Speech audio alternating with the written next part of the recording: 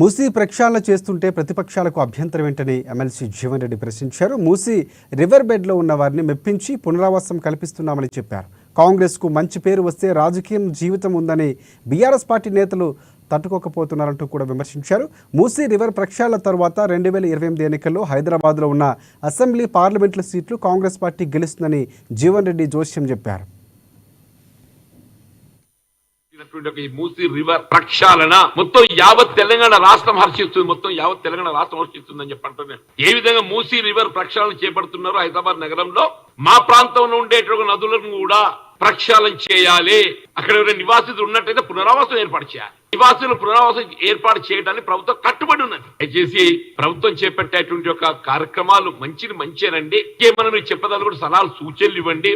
అంతేగాని అడ్డు చెప్పే ప్రయత్నం, ప్రజానీకాన్ని ఆందోళన గురి చేసే ప్రయత్నం చేస్తే ప్రజలు సహించరు అని చెప్పి అంటున్నాం.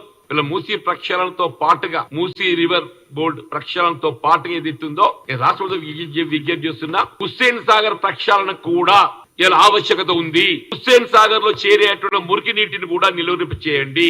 హుస్సేన్ సాగర్ ను కూడా ఏదైతుందో, ఎందుకంటే హైదరాబాద్ కు ఇది ఒక షాన్. హుస్సేన్ సాగర్ మూసీ కూడా ఏదైతే షాన్ గా మిగిలిపోతాయి చెప్పి అంటున్నా. ఏ మురికి కూపంగా తలుస్తున్నట్టుగా మూసీ రాబోయే 2027 నాటికి ఏదైతుందో ఇది హైదరాబాద్ షాన్ గా ఇది రూపొందుకోపోతుందని చెప్పని నేను పేర్కొంటూ, రాష్ట్ర ప్రభుత్వం ఇవాళ మూసీ ప్రక్షాళన, మీరు హుస్సేన్ సాగర్ ప్రక్షాళన కూడా తక్షణం చేపట్టాలని చెప్పని కూడా నేను సూచిస్తూ విజ్ఞప్తి. ఇలా రాష్ట్ర ప్రభుత్వ గౌరవ ముఖ్యమంత్రి గారు తలపెట్టినటువంటి ఒక ఈ మూసీ రివర్ ప్రక్షాళన మొత్తం యావత్ తెలంగాణ రాష్ట్రం హర్షిస్తుంది, మొత్తం యావత్ తెలంగాణ రాష్ట్రం హర్షిస్తుందని చెప్పి అంటున్నాను.